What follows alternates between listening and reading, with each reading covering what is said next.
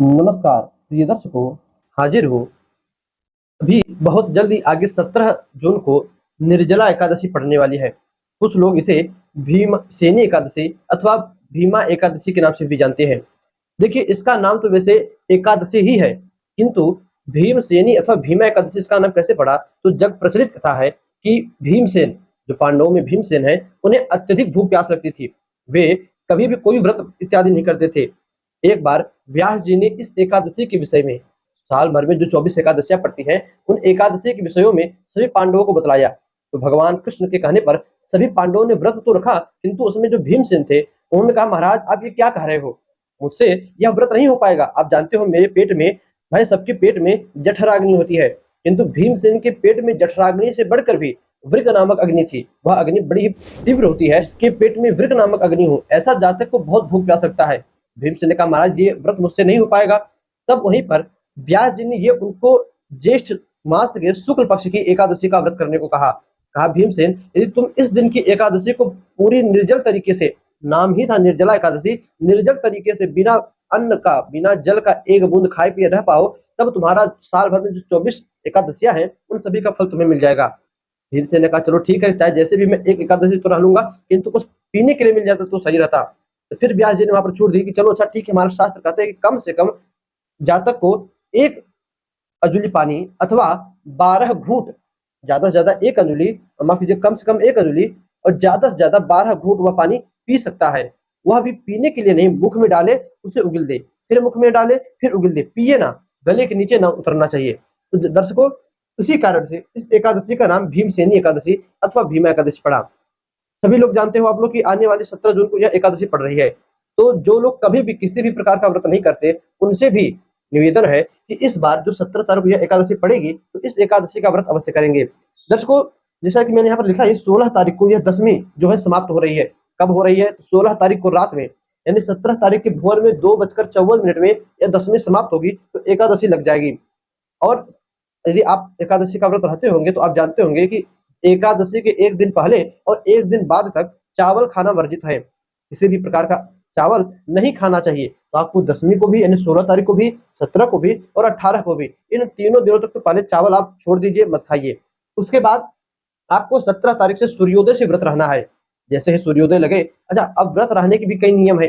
पहले आप जान लीजिए एकादशी का व्रत कब तक रहेगा, एकादशी तिथि कब तक रहेगी। तो 17 तारीख को दिन भर एकादशी रहेगा। 18 तारीख को भोर में, यानी 17 तारीख की रात में 4:29 में, 18 का भोर हो जाएगा, रात में एकादशी तिथि समाप्त होगी। तो आपको 17 तारीख को दिन भर रात भर व्रत रहना है, और 18 तारीख को किसी भी समय, वैसे तो पारण जो है सुबह के समय करना चाहिए, ना सुबह के समय कर पावे, कोई कारण से किसी भी काम में व्यस्त हो जाए, तो ज्यादा से ज्यादा मध्याह्न काल के बाद, दोपहर में किसी भी व्रत का पारण नहीं किया जाता, तो मध्याह्न काल के बाद आप इस व्रत का पारण कर सकते हो। पारण 18 तारीख को करना है। अब दर्शकों, जो इस व्रत से जुड़े हुए कुछ महत्वपूर्ण नियम है, ये तो हमने बात की है कि एकादशी, भीमा एकादशी कब पड़ रही है। अब हर एकादशियों के लिए जो कुछ महत्वपूर्ण नियम है, उनके विषय में आप जान लीजिए। सबसे पहले देखिए, एकादशी तिथि दो प्रकार की होती है। दो क्या, हम तीन प्रकार की कह सकते हैं। पहली होती है एक एकादशी तिथि कि आज दसवीं तिथि लगी सूर्योदय के समय, किंतु कुछ देर बाद एकादशी तिथि लग गई, तो ऐसी तिथि, ऐसी एकादशी को आपको नहीं व्रत रहना चाहिए। जिस दसवीं सहित एकादशी हो, ऐसे एकादशियों को हमारे साधु सन्यासी, विधवा महिलाएं, अथवा कह सकते जो मोक्ष प्राप्ति के लिए भगवान के साधक हो, तपस्या इत्यादि में रत हो, वे करते हैं। हमें कौन सी करनी है? इसलिए आप देखो तो एकादशी तिथि भी दो होती है, एक स्मार्त करके, एक वैष्णव करके। तो हमें वैष्णव तिथि वाली एकादशी करनी है, जो एकादशी में द्वादशी लगी हो, यानी एकादशी सूर्योदय के समय हो, उसके बाद द्वादशी तिथि लगे। दर्शकों, सूर्योदय के समय एकादशी तिथि 17 तारीख को रहेगी, तो हमें 17 तारीख को एकादशी तिथि करनी है। अब कैसे करना है? तो कुछ दिन प्रातः काल आप उठो, सबसे पहले किसी भी प्रकार के दातुन, बहुत लोग होते हैं नीम का दातुन कर लेते हैं, मुलाठी हो गया, फिर आप जो पकड़ लीजिए ढिठोरी का, बहुत प्रकार के लोग दातुन कर लेते हैं। किसी भी प्रकार का दातुन से आपको ब्रश नहीं करना है, ब्रश भी, मंजन भी नहीं करना है।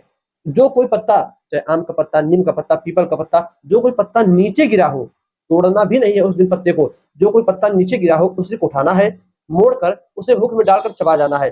चबाने के बाद उस पत्ते को बाहर उगलकर अपने उंगलियों से अपने मुख को साफ करना है। जी हाँ, हमारा शास्त्र ही कहता है उस दिन में दातुन, किसी भी प्रकार का दातुन यूज नहीं करना है अपने मुख में। इसके बाद उंगलियों से मुख को साफ कर लिए, पानी से मुख को साफ करके उगल दिए। जल का एक बूंद अथवा अन्न का एक कण भी आपके गले के नीचे नहीं जाना चाहिए। तब आपकी यह एकादशी, भीमसेनी एकादशी पूर्ण होती है।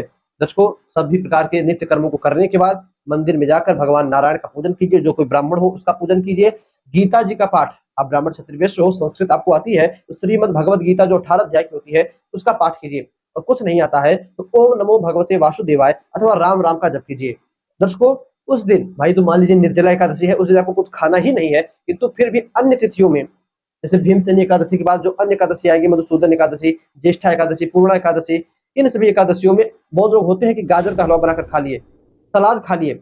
आपको ये सभी चीजें नहीं खानी चाहिए। हमारा शास्त्र साफ साफ मना करता है कि हमको गाजर नहीं खाना चाहिए, चुकंदर नहीं खाना चाहिए, सलजम किसी प्रकार का नहीं खाना चाहिए, गोभी, पालक, कुल्फा का साग, किसी भी प्रकार का साग नहीं खाना चाहिए। दर्शकों, हम मान लीजिए 17 तारीख को जो एकादशी है उसमें तो निर्जला रहने कुछ नहीं खाना है। इसके बाद की जो एकादशियां पड़ेंगे उनमें आप किसी भी प्रकार का सिर्फ फल खा सकते हो, केला हो गया, अंगूर हो गया, आम हो गया, उसके बाद आप ले लीजिए पिस्ता को ले लीजिए, बादाम को ले लीजिए, इन फलों को आपको खाना है, अन्य किसी भी फल को नहीं खाना है। दर्शकों, उम्मीद करता हूं आपने एकादशी तिथि के विषय में सभी जानकारियों को समझ लिया होगा, और निर्जला एकादशी कब रहना है, किस दिन रहना है, किस समय रहना है, इसे भी समझ गए होंगे। तो दर्शकों, बस आज के इतना ही, इजाजत दीजिएगा, पुनः से मुलाकात होगी। अभी भी मन में कोई डाउट हो तो आप कमेंट कीजिएगा, आपके कमेंट का उत्तर अवश्य दिया जाएगा। तो दर्शकों, बस आज के इतना ही, इजाजत दीजिएगा, पुनः से मुलाकात होगी किसी नए वीडियो में नए टॉपिक के साथ। तब तक के लिए नमस्कार।